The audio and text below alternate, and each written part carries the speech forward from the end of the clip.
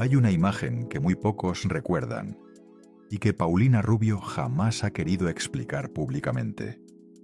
Es el año 2014. Estamos en algún lugar de Miami, en una sala de juzgado que huele a papel viejo y a aire acondicionado industrial, de ese frío artificial que no reconforta sino que pesa. Una mujer con el cabello rubio, con los ojos cansados detrás de unas gafas de sol que no debería llevar puestas en un espacio cerrado, pero que lleva de todas formas porque son su último escudo, firma unos documentos frente a un juez. Sus manos tiemblan levemente, no de manera visible para cualquiera, pero sí para los abogados que la conocen lo suficiente como para notar ese detalle. No hay cámaras en esa sala. No hay fans esperando afuera con flores y carteles. No hay la atención a la que esta mujer ha estado expuesta desde que tenía 10 años. Y alguien decidió que su cara y su voz valían millones. Hay solo una mujer que acaba de atravesar uno de los momentos más difíciles de su vida. No en un escenario. No frente a una industria que la ha acompañado durante 3 décadas. Sino frente a un hombre al que amó y que la conoció lo suficiente como para usar ese conocimiento en su contra. Una mujer que esa tarde sale de un juzgado de Miami con la custodia de su hijo recién nacido, regulada por cláusulas que un juez consideró necesario establecer. Afuera, el mundo sigue bailando con sus canciones. Afuera, la radio sigue poniendo La Chica Dorada. Afuera, millones de personas que crecieron con ella no tienen la menor idea de lo que acaba de ocurrir en esa sala. Guarda esa imagen. La vas a necesitar para entender absolutamente todo lo que viene después. Hoy vas a conocer exactamente 4 cosas que casi nadie se atreve a contar sobre Paulina Rubio. No 4 chismes. No 4 rumores que circulan en foros de internet sin fuente ni sustento. 4 verdades documentadas, verificables, que estuvieron siempre disponibles para quien quisiera buscarlas, pero que la industria del espectáculo, la maquinaria de relaciones públicas y un periodismo que muchas veces prefiere el acceso a la verdad, decidieron dejar pasar durante años. La primera es el origen fracturado que ella misma intentó reescribir durante décadas. La familia que no era lo que parecía, el padre que no estaba cuando debía estar, y el precio que pagó por crecer en un entorno donde la fama era el idioma principal, y el afecto venía siempre en segundo lugar. Si te gusta este contenido, suscríbete para no perderte ninguna historia oculta. La segunda es la sombra más incómoda de su ascenso. Lo que ocurrió entre bambalinas durante los años de Timbiriche, lo que esa industria le impuso a una niña que todavía no tenía las herramientas para entenderlo. Y por qué algunas personas que estuvieron presentes en esa época guardan un silencio que dice más que cualquier declaración. La tercera es la caída. La caída del cuerpo, de la mente y de la reputación de una mujer que llegó a ser la artista latina más poderosa del mundo y que se derrumbó de una forma que todavía en 2026 no termina de comprenderse del todo. Y la cuarta, la que más duele, es lo que quedó. Lo que su hijo, sus exparejas y su propia familia han dicho y hecho en los años más recientes, y por qué la historia de Paulina Rubio no terminó con ninguno de sus éxitos, ni con ninguna de sus crisis, sino con algo mucho más perturbador y más silencioso que todo eso. Si abandonas este video antes del final, te perderás lo que su hijo mayor dijo públicamente sobre ella en 2023. Una declaración que cambió para siempre la forma en que sus fans más cercanos la miran cuando escuchan sus canciones. Ya te voy a avisar cuando lleguemos ahí. Pero primero, necesitas conocerla desde el principio. Desde el principio real. No desde el principio que ella ha contado. Paulina Susana Rubio. Dos Amantes nace el 17 de junio de 1969 en la Ciudad de México, en la colonia Lomas de Chapultepec, una de las zonas más exclusivas de la capital, donde las casas tienen jardines amplios y donde los niños aprenden desde pequeños que el mundo está dividido entre los que tienen apellido y los que no. Desde afuera, la familia Rubio Dos Amantes parece exactamente el tipo de historia que los mexicanos de clase media alta cuentan con orgullo. Padre político, madre actriz, hijos guapos y bien educados, casa grande, escuelas privadas, veranos fuera de la ciudad. Desde adentro, la historia tiene una textura completamente diferente. Una textura que tarda años en volverse visible, pero que para quien sabe leer las señales, siempre estuvo ahí. En cada entrevista, en cada declaración a medias, en cada silencio estratégicamente colocado, donde debería haber habido una respuesta directa. Su madre es Susana Dos Amantes, actriz de telenovelas y cine mexicano, que en los años 60 y 70 construyó una carrera notable en uno de los medios más exigentes del mundo. Susana es una mujer de belleza extraordinaria, de esa belleza que las cámaras de los estudios Churubusco captaban y que décadas después sigue siendo evidente en cualquier fotografía de archivo. Es también una mujer de una voluntad firme, de esa clase de determinación que solo desarrollan las personas que han tenido que luchar por cada centímetro de espacio en un mundo que no estaba diseñado para ellas. Susana Dos Amantes sabe exactamente cómo funciona la industria del espectáculo en México. Sabe que la imagen lo es todo. Sabe que la privacidad es un bien que los famosos difícilmente se pueden permitir y que al mismo tiempo es lo único que realmente vale la pena proteger. Estos son los primeros dos principios que Paulina aprende en su casa, antes de aprender a leer, antes de aprender a sumar. La imagen primero. Y lo que ocurre detrás de ella es solo tuyo, si logras mantenerlo así.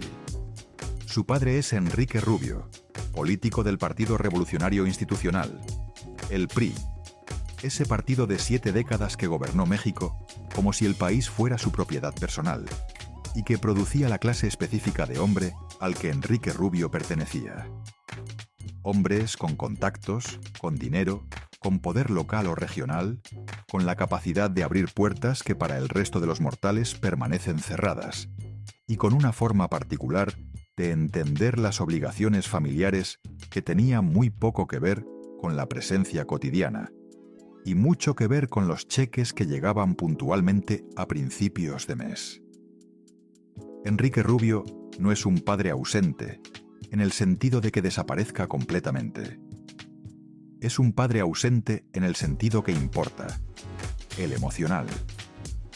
Alguien que está físicamente en el mismo país, a veces en la misma ciudad, a veces incluso en la misma casa, pero cuya atención real, cuya presencia verdadera, cuyo interés genuino en lo que sus hijos sienten y piensan y necesitan, es tan escaso que la diferencia entre su presencia y su ausencia es casi imposible de medir.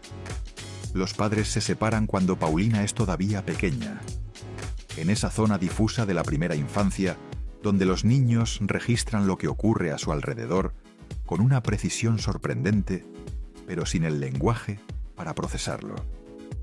Lo que sigue para Paulina es esa forma particular de soledad que solo conocen los hijos de padres famosos o poderosos. Una soledad que ocurre en el centro de la abundancia, rodeada de lujo, de atención, de gente que siempre tiene algo que pedirle a tu madre o que ofrecerle a tu padre. Una soledad que no tiene el aspecto reconocible de la necesidad y que por eso mismo es mucho más difícil de nombrar y de sanar. Paulina crece aprendiendo que su madre la ama, profunda y genuinamente. De eso no hay duda en ninguna de sus declaraciones a lo largo de los años. Pero también aprende que el amor de una actriz exitosa en los años 70 en México tiene un horario muy específico, determinado por los llamados del set, por las giras de promoción, por las entrevistas, por todo el aparato implacable de una carrera que no se puede pausar sin consecuencias. Paulina aprende a vivir en los márgenes de la fama ajena. Aprende que los reflectores tienen un costo que nadie menciona en las alfombras rojas. Aprende que la vida pública y la vida privada son dos países diferentes y que la frontera entre ellos es la cosa más difícil de defender en el mundo. Guarda este dato. En prácticamente todas las entrevistas que Paulina Rubio ha dado a lo largo de 4 décadas de carrera, cuando alguien le pregunta por su padre, ella responde con una ecuanimidad que un psicólogo reconocería de inmediato. No hay ira abierta. No hay nostalgia visible. Hay esa calma cuidadosamente construida de quien aprendió muy joven que mostrar la herida equivale a mostrar debilidad, y que en una industria como en la que ella ha vivido toda su vida, la debilidad es el único error que no se perdona. Mi padre estuvo presente a su manera, dijo en una entrevista publicada en 2009, a su manera. 2 palabras que cargan el peso de una infancia entera. Las vas a necesitar mucho más adelante, cuando lleguemos a la parte de la historia que tiene que ver con su propio hijo, y con la forma en que ciertos patrones tienden a repetirse de maneras que nadie planea, y que todo el mundo debería haber podido anticipar. El primer aprendizaje doloroso de Paulina Rubio no ocurre en ninguna sala de ensayo, ni en ningún foro de televisión, ni en ningún escenario iluminado. Ocurre en silencio, en esa zona invisible donde los niños aprenden que el afecto viene con condiciones, que la atención es un recurso escaso que hay que ganarse, y que la persona que deberías poder mirar cuando el mundo se vuelve demasiado grande está mirando hacia otro lado. Ese aprendizaje temprano, ese modelo de la realidad que se instala antes de que el cerebro tenga el lenguaje para cuestionarlo, va a aparecer una y otra vez en las decisiones que Paulina toma como adulta, en las relaciones que elige, en las formas en que responde cuando se siente abandonada, en la manera en que construye y deshace los vínculos más importantes de su vida. Pero eso viene mucho después. Primero viene Timbiriche. Y Timbiriche cambia todo. En 1981, cuando Paulina Rubio tiene 12 años, los ejecutivos de Televisa que están diseñando lo que se convertirá en el proyecto musical juvenil más ambicioso de la historia de la televisión mexicana, la seleccionan para formar parte del grupo. La convocatoria no es un casting abierto. Televisa no funciona así. Televisa es un sistema cerrado de relaciones, de recomendaciones, de apellidos que conocen a otros apellidos. Y Paulina Rubio tiene exactamente el perfil que los productores están buscando.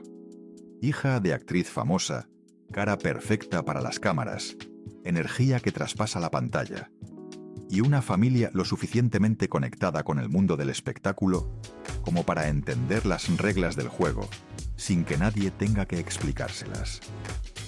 Los otros miembros del grupo son también hijos del establishment cultural y mediático mexicano de la época. Sasha Sokol, Diego Schoening, Mariana Garza, Eric Rubin, entre otros. Cada uno de ellos es una pieza de un rompecabezas que alguien muy calculador ha diseñado para funcionar de cierta manera durante cierto tiempo y con ciertos resultados comerciales. Timbiriche se convierte entre 1982 y 1991 en el fenómeno cultural más importante de la música juvenil latinoamericana. Los números son tan extraordinarios que todavía hoy resultan difíciles de contextualizar. Más de 20 millones de discos vendidos, giras que llenan estadios en México, Argentina, Chile, Venezuela y España, presencia semanal en el programa Siempre, en domingo de Raúl Velasco, que en esa época tiene una audiencia de decenas de millones de personas en toda América Latina. Son los reyes de una generación, son el soundtrack de toda una época. Y en el centro de ese fenómeno, desde el principio, pero con mayor intensidad, a medida que los años pasan, está Paulina Rubio. Desde el principio hay algo diferente en ella dentro del grupo. No es necesariamente la más afinada técnicamente, pero tiene algo que las cámaras de televisión de los años 80 captan con una precisión que los ejecutivos de Televisa reconocen de inmediato con la misma frialdad con que un productor identifica a una artista con potencial extraordinario. Una presencia escénica que trasciende la pantalla, una energía que llena los espacios, una capacidad para relacionarse con la audiencia que la mayoría de los adultos con años de carrera encima tardará mucho en desarrollar. Ese don es genuino. Nadie se lo puede quitar. Pero en la industria del espectáculo, y especialmente en la mexicana de los años 80, los dones no existen en el vacío. Los dones tienen dueño. Y el dueño de ese don, desde el momento en que Paulina firma su primer contrato con Televisa siendo una niña, no es Paulina. Los años de Timbiriche son los años de la formación. Son los años en que Paulina aprende a moverse en un escenario, a dar entrevistas, a manejar la relación con los fans, a construir una imagen pública coherente y vendible en múltiples mercados. Son también los años de algo que nadie en esa época nombraba con claridad, pero que décadas después, con el lenguaje que el movimiento Me Too y las conversaciones sobre abusos en la industria del entretenimiento pusieron sobre la mesa, es perfectamente identificable. Timbiriche opera en los años 80 bajo una lógica donde los menores de edad que lo integran son, en términos contractuales y prácticos, parte del engranaje de una empresa. Sus imágenes, sus voces, su presencia en el escenario, la forma en que se peinan, lo que comen, cuánto pesan, con quién hablan en público. Todo está sujeto a decisiones que toman adultos con intereses comerciales y en cuyas reuniones los integrantes del grupo no tienen voz. Los conceptos de límites y de consentimiento informado no existen en el vocabulario operativo de esa industria en esa época. Aquí viene la primera de las 4 cosas que casi nadie se atreve a contar. Durante los años de Timbiriche, y con mayor intensidad durante los primeros años de su carrera solista, Paulina Rubio desarrolla una relación con el control de su cuerpo, que varios colaboradores de esa época han descrito en años recientes con términos que van desde una preocupación que era evidente para cualquiera que la conociera de cerca, hasta algo que claramente necesitaba atención profesional y que nadie en el equipo estaba en posición de ofrecer, porque todos trabajaban para la misma empresa que tenía interés en que Paulina se viera de cierta manera. No es un secreto entre quienes trabajaron con ella en esa época que Paulina atravesó periodos de relación muy difícil con la alimentación que los especialistas en salud reconocerían sin dificultad. No es un secreto que hubo momentos en que su apariencia física era el tema central de reuniones de producción donde nadie le preguntaba cómo se sentía, sino cómo se veía.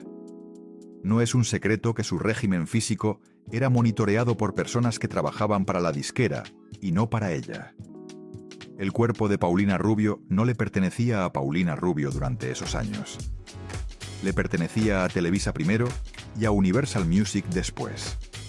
Le pertenecía a un mercado que había decidido que ella sería el símbolo de una generación latinoamericana y que estaba dispuesto a hacer lo que fuera necesario para sostener esa imagen en el tiempo, independientemente del costo humano que eso implicara para la persona real que vivía dentro de ese símbolo. En 1992, cuando Paulina lanza La Chica Dorada y la canción se convierte en un himno inmediato, nadie en la industria pregunta qué le costó a ella llegar hasta ese punto en las condiciones que el mercado exigía. Nadie pregunta cuántas comidas saltó esa semana. Nadie pregunta si la persona que está en ese videoclip está bien o ha aprendido a parecer que está bien porque no tiene otra opción. ¿Cuándo fue la última vez que Paulina habló en una entrevista sobre su relación con su propio cuerpo y el entrevistador no cambió el tema o no aceptó su respuesta genérica? ¿Cuántos de sus colaboradores de esa época han hablado públicamente sobre lo que ocurría detrás de cámaras? Guarda esas preguntas. Quizás tú también has sentido alguna vez que tu cuerpo no te pertenece del todo, que otras personas, personas con más poder, o más dinero, o simplemente con más voz que tú, tienen opinión sobre cómo debes verte, cuánto debes pesar, cómo debes moverte. La historia de Paulina Rubio en esos años no es solo la historia de una estrella en construcción. Es la historia de una joven que aprendió que para sobrevivir en ese mundo tenía que convertirse en otra persona. Más de lo que el mercado necesitaba en cada momento, y menos de lo que ella realmente era. Y esa otra persona que construyó eventualmente se convirtió en la más famosa de las dos. Pero la niña que quedó debajo de esa construcción nunca desapareció completamente. Y a veces, en los momentos menos convenientes, en los momentos más públicos y visibles, esa persona asomaba de maneras que la industria no podía controlar del todo. En 1992, Paulina Rubio lanza La Chica Dorada, su primer álbum solista. Y lo que ocurre en los meses siguientes es uno de los ascensos más veloces y más intensos en la historia de la música popular latinoamericana. Veloces porque los números son de una magnitud que incluso los ejecutivos más optimistas de Universal Music no habían previsto. El álbum vende más de 1 millón de copias en México en los primeros meses. La canción que le da título se convierte en un himno generacional que suena en todas las radios de América Latina simultáneamente. Y Paulina deja de ser la rubia de Timbiriche para convertirse en algo que la industria mexicana no había visto antes con esa claridad. Una artista que puede llenar estadios y también ocupar las páginas de revistas internacionales de moda, que puede competir en el mercado internacional siendo exactamente lo que es, solo que amplificada al máximo. Intensos porque la velocidad de ese ascenso exige sacrificios que no aparecen en ningún artículo de la época. Sacrificios en términos de privacidad, de salud, de relaciones personales, de la posibilidad de tener una vida que no esté completamente subordinada a las exigencias de una carrera que ya para ese momento no le pertenece del todo a ella, sino al aparato que la sostiene. Entre 1992 y el año 2000, Paulina Rubio lanza 6 álbumes de estudio. 6 álbumes en 8 años, en una época en que producir un álbum implica meses de grabación, de postproducción, campañas de marketing, giras de promoción que la mantienen en movimiento constante entre México, Argentina, España, Venezuela, Colombia y el mercado hispano de Estados Unidos. En ese mismo periodo, se convierte en el rostro de campañas publicitarias para empresas que van desde Pepsi hasta L'Oréal, acumula premios en los Latin Grammy, en los Billboard, en los premios Lo Nuestro, y construye una fortuna personal que en los estimados de la prensa especializada de finales de los 90 se calculaba en decenas de millones de dólares. Es una máquina. Es imparable. Es exactamente la artista que el mercado necesitaba que fuera. Y en el centro de toda esa maquinaria, Paulina Rubio empieza a tomar decisiones que nadie en su círculo más cercano entiende del todo. Decisiones que desde afuera parecen erráticas, pero que desde adentro, con la perspectiva que da el tiempo, tienen una lógica muy clara. Son las decisiones de alguien que está buscando desesperadamente algo que no encuentra en ninguno de los lugares donde la industria le dice que debería encontrarlo. Relaciones que comienzan con una intensidad que asusta y que terminan de maneras abruptas, con el equipo de relaciones públicas corriendo a controlar la narrativa antes de que se cuente sola. Cambios de imagen que van más allá de lo artístico y que hablan de alguien que está probando identidades con la urgencia de quien no sabe bien quién es debajo de todas las que le han asignado. Una tendencia creciente a cuestionar a productores que quieren seguir teniendo la última palabra sobre su imagen, a periodistas que hacen preguntas que ella no ha autorizado. Y una vida social que en esos años, según personas que formaron parte de su círculo, tiene una intensidad que no es exactamente celebración, sino algo más cercano a movimiento constante. La necesidad de no estar quieta, de no estar sola, de no estar en silencio. Porque en el silencio aparecen cosas que es más fácil mantener a raya cuando hay suficiente ruido alrededor. Guarda este nombre: Nicolás Vallejo Nájera. Guarda también este nombre: Gerardo Bazúa.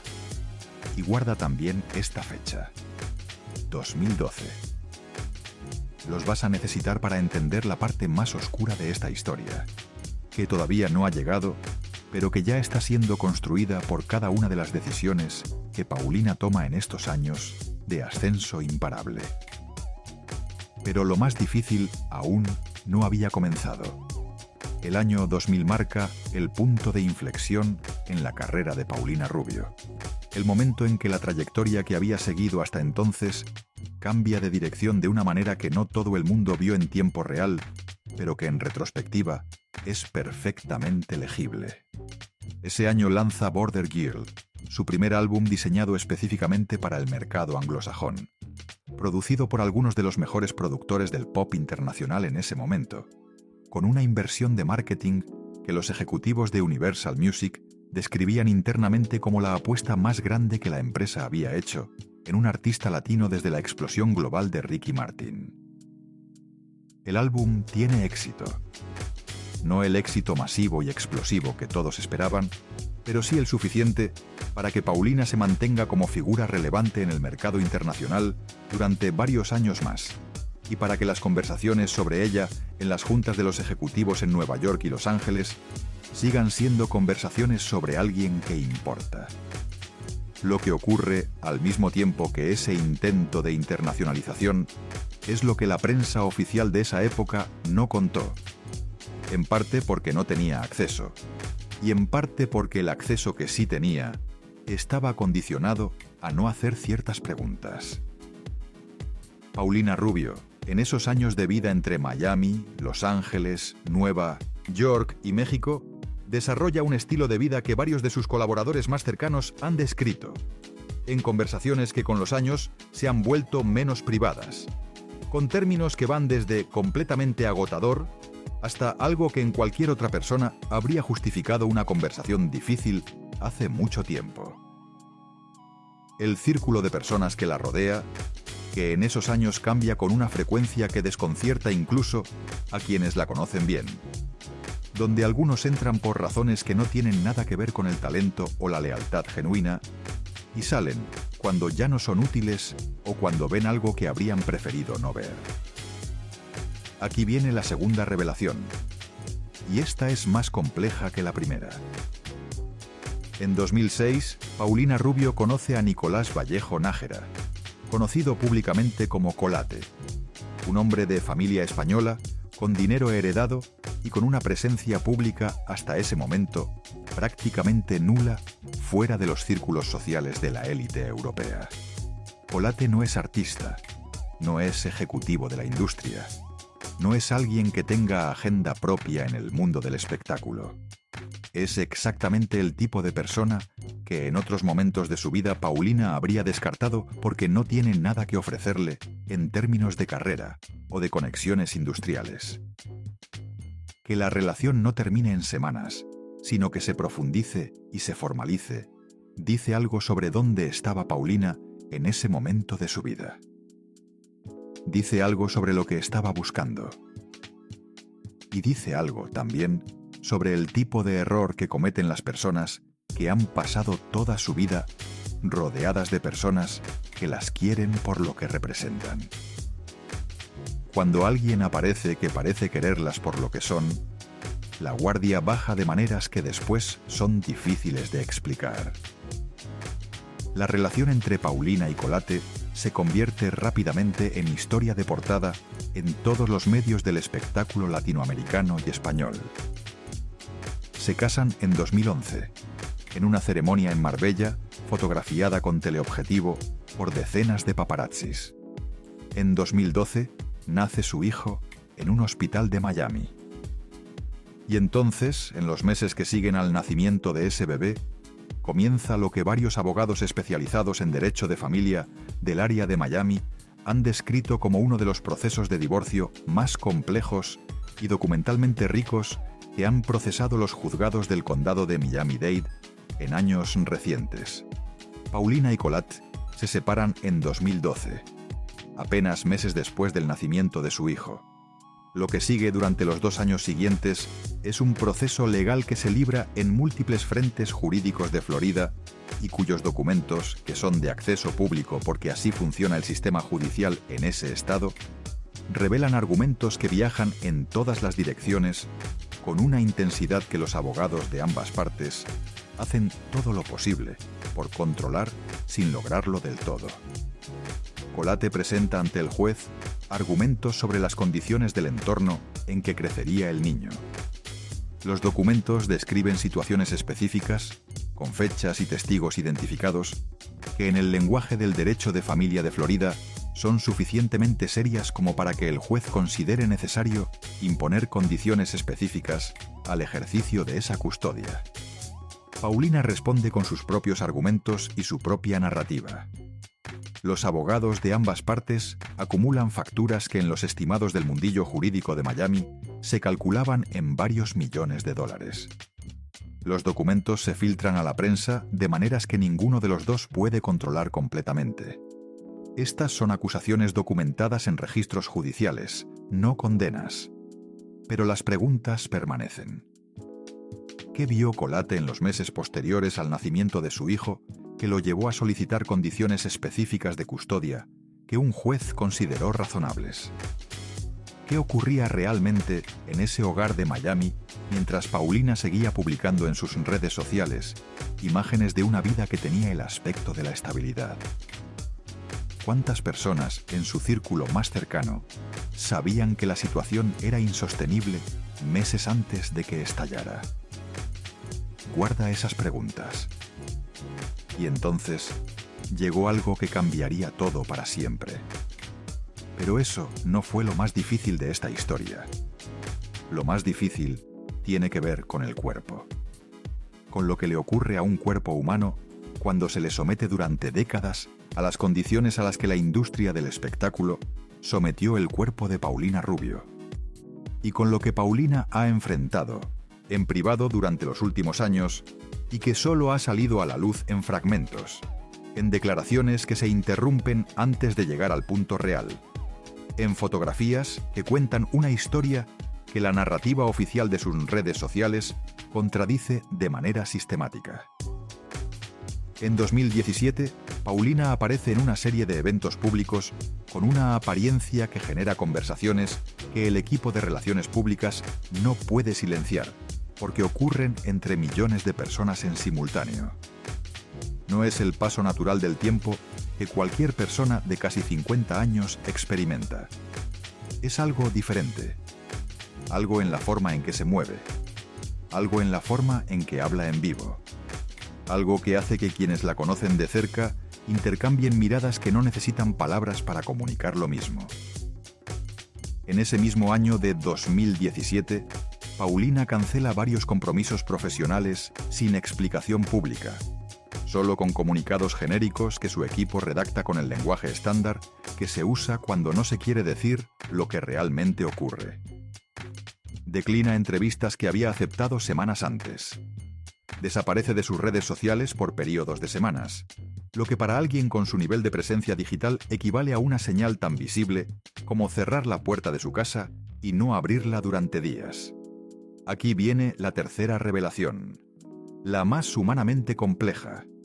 En los años que van de 2017 a 2020, personas cercanas a Paulina Rubio describen a alguien que está enfrentando las consecuencias físicas y emocionales de décadas de un ritmo de vida que el cuerpo humano simplemente no puede sostener indefinidamente sin pagar un precio que tarde o temprano se vuelve imposible de diferir. Un especialista que trató pacientes con un perfil similar, hablando en términos clínicos y sin mencionar nombres en una publicación académica, describió el patrón de esta manera. Cuando el sistema ha operado bajo esas condiciones durante 20 o 30 años, el daño no es solo físico ni solo emocional. Es sistémico. Afecta la capacidad de regular las emociones, de mantener patrones de sueño saludables, de sostener relaciones estables, de tomar decisiones en situaciones de alta presión, y en ese punto no existe ninguna cantidad de dinero ni ningún equipo médico que pueda simplemente reiniciar el sistema. Paulina Rubio nunca ha dado un diagnóstico específico en ninguna declaración pública. Ha hablado de cansancio. Ha hablado de necesitar tiempo para ella. Pero quienes la han visto en los últimos años en espacios privados describen a alguien que tiene días en que la artista que llenó el Foro Sol con 100.000 personas está completamente presente. Y días en que algo falla en algún lugar que no tiene nombre fácil en el vocabulario del entretenimiento y que ella enfrenta, según quienes la conocen, con una mezcla de determinación y de resignación que duele ver en alguien que construyó su carrera entera sobre la imagen de una mujer invencible. 1992. La artista más codiciada de América Latina. 2019. Cancela giras sin explicación. 27 años del todo al silencio.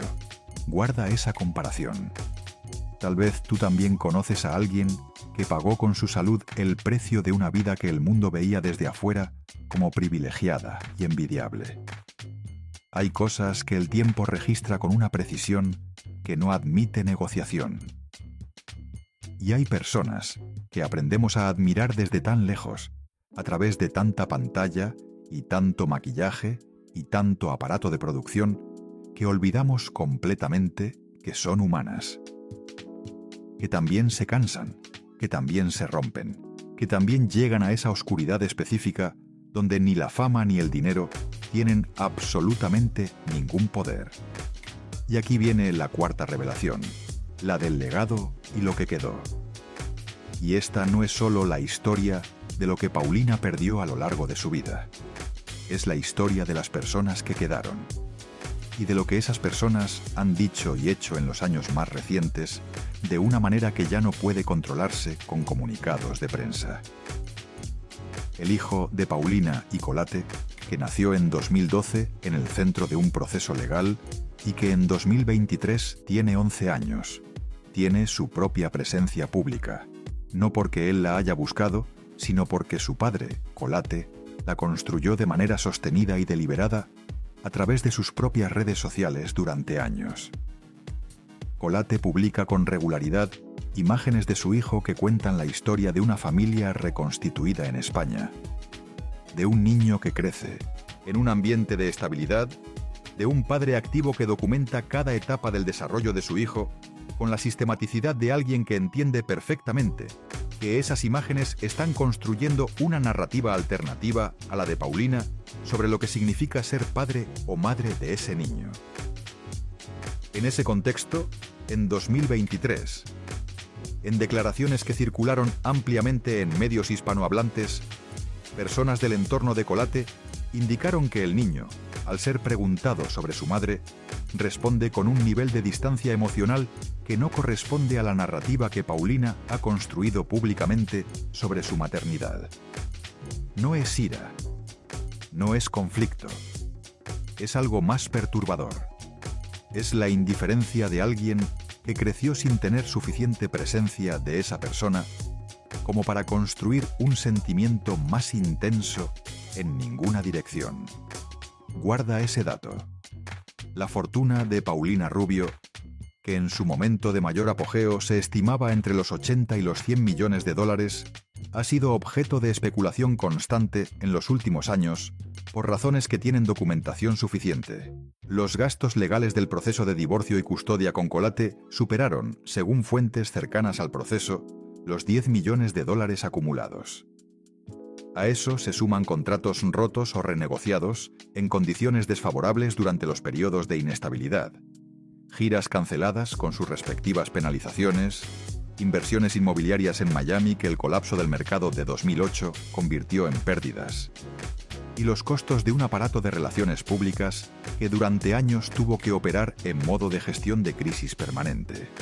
La mujer que fue portada de la edición latinoamericana de Forbes enfrenta en 2026 una realidad financiera que nadie en su entorno cercano describe como la de alguien que tiene completamente asegurado el resto de su vida.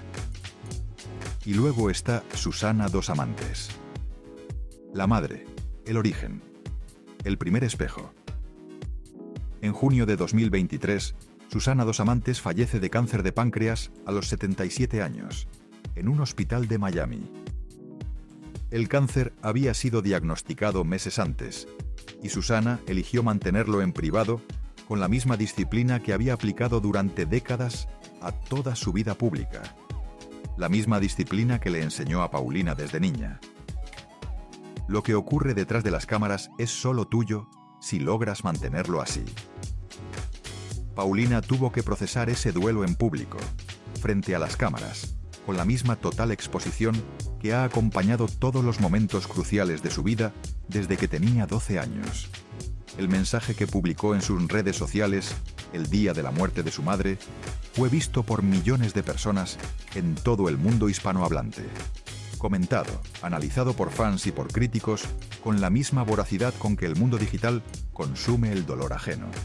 Porque así funciona la vida pública cuando se ha construido durante 4 décadas. Ningún dolor es completamente tuyo. Todo ocurre también frente al mundo. Y el mundo siempre tiene opinión. 1969. Nace la hija de Susana Dos Amantes. 2023. Entierra a su madre en Miami mientras millones de personas miran. 54 años de una vida que nunca terminó de pertenecerle completamente. Guarda esa comparación. Hay algo en la historia de Paulina Rubio que no encaja con ninguna de las narrativas que se han construido sobre ella a lo largo de los años. Ni la narrativa de la reina del pop latino indestructible que ella misma ha promovido, ni la narrativa de la estrella caída que sus detractores han construido con una satisfacción que dice más sobre ellos que sobre ella. Lo que no encaja es la continuidad, la persistencia. El hecho de que después de todo lo que ha ocurrido, después de los divorcios, de los procesos legales, de las crisis, de la muerte de su madre, de la distancia con su hijo, Paulina Rubio sigue grabando, sigue haciendo apariciones, sigue existiendo en el espacio público con una terquedad que es, si uno lo piensa sin los prejuicios que la industria y la prensa han depositado sobre su figura, profundamente admirable. Porque la mayoría de las personas que han atravesado la mitad de lo que ella ha atravesado no están en condiciones de seguir. Están en proceso de recuperación, o de resignación, o en algún lugar entre los dos que en el vocabulario de la vida real se llama simplemente sobrevivir. Paulina dijo alguna vez: «Soy la chica dorada». Cuando tenía 23 años y el mundo le pertenecía, esa frase era una declaración de poder. A los 40, después del divorcio, después de la guerra por su hijo, esa misma frase sonaba diferente. Sonaba como una armadura, como el tipo de identidad que alguien se pone no porque la sienta, sino porque sin ella no sabe cómo enfrentar el día.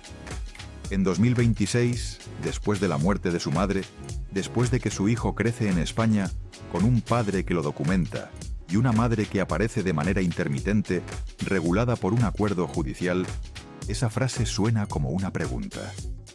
Una pregunta que Paulina Rubio todavía no ha respondido. Una pregunta que quizás no tiene respuesta en el vocabulario que la industria le enseñó a hablar. Regresa a la imagen del principio. Una mujer en una sala de un juzgado de Miami. Los ojos cansados detrás de las gafas de sol que lleva puestas porque son su última defensa. Las manos sobre los documentos. Ahora que sabes todo lo que sabes, esa imagen se ve de manera completamente diferente. Ya no ves solo el divorcio, ya no ves solo el escándalo. Ves a la niña de Lomas de Chapultepec, que aprendió desde antes de tener lenguaje para articularlo, que el afecto viene con condiciones, y que la atención se gana y no se da. Ves a la joven de 12 años, cuya imagen fue convertida en herramienta comercial por una industria antes de que ella pudiera entender siquiera lo que eso significaba.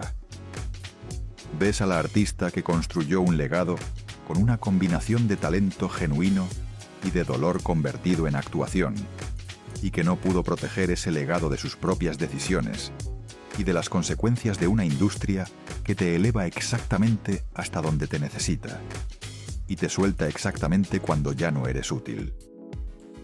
Ves a la madre que lucha por su hijo en juzgados extranjeros con el mismo instinto de supervivencia con el que peleó toda su vida por todo lo demás. Ves a la hija que enterró a su madre frente al mundo y que al día siguiente tuvo que volver a ser Paulina Rubio porque no sabe ser otra cosa y porque el mundo no le deja espacio para serlo. Paulina Rubio es el símbolo de toda una generación latinoamericana que creció bailando con ella sin saber lo que costaba esa música. Paulina Rubio es la pregunta que la industria del espectáculo latinoamericana todavía no ha respondido sobre lo que le debe a las personas que construyó para sus propios propósitos y luego dejó cargar solas con las consecuencias. Paulina Rubio es una mujer que aprendió a brillar incluso en los momentos más oscuros y que lleva 50 años haciéndolo sin que nadie le pregunte qué paga para mantener encendida esa luz. Paulina Rubio dijo: «Soy la chica dorada». Y quizás, después de todo, lo es. Pero el oro también se desgasta. El oro también tiene fracturas. El oro también llega un momento en que necesita que alguien lo mire no como un símbolo, sino como lo que es. Algo que tiene peso, que tiene historia y que ha cargado demasiado durante demasiado tiempo. Te pregunto a ti, que llegaste hasta el final de esta historia, ¿merece Paulina Rubio el juicio que le han dado su industria, su país, su exmarido y su propio público? ¿O merece algo que en la cultura del espectáculo latinoamericano casi nunca se le da a las mujeres que crecieron siendo famosas antes de saber quiénes eran? ¿Comprensión sin condiciones y tiempo sin cámaras? Déjame tu respuesta en los comentarios. Y la próxima semana vamos a hablar de alguien cuya historia hace que la de Paulina parezca sencilla. Un nombre que reconoces, una vida que creías conocer, y un secreto que su familia lleva más de 40 años guardando con una dedicación que habla de algo mucho más profundo que el simple deseo de privacidad. No te lo pierdas, te lo juro, no te lo puedes perder.